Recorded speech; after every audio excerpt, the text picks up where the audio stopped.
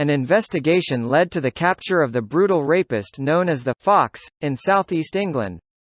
During the summer of 1984, the residents around Leighton Buzzard, Bedfordshire were terrorised by a masked man armed with a sawn-off shotgun who broke into houses at the dead of night and tied up the husband and assaulted the wives.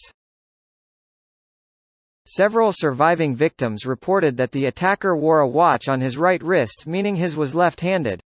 On August 16 the Fox struck again. After his lust was satisfied, he would use a hairbrush to comb over all the victim's body hair to remove any traces of his own hairs on the victim. Then with a sharp knife he cut a large square of the semen-stained bedsheet, and with the knife and brush and sheet he then fled the scene. The police followed the Fox's tracks to the spot where he had left his car. Along the trail they would find his gun in a plastic bag newly buried. They would also find the hairbrush and sheet square.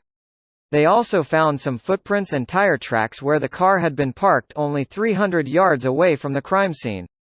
Along the trail was also a mask and a single glove among the rubbish at the edge of the road. Finally, the investigation found tiny flecks of paint on a broken where the car had been parked, and also the mask was made from the leg of a blue overall. The car paint was known as Harvest Yellow and was only used by British car company Leyland. A truck driver reported having seen a car backing off the road into the wood at that very spot. Unfortunately, he could not remember the make or the color of the car he had seen. The truck drive went under hypnosis and would recall a Harvest Yellow Austin Allergo with, he believed, a Durham registration. The police would check hundreds of suspects and asked social workers and doctors for the names of any man who had moved to the area recently. One doctor came up with the name of a man called Malcolm Fairley who had arrived from Sunderland, then moved again to North London.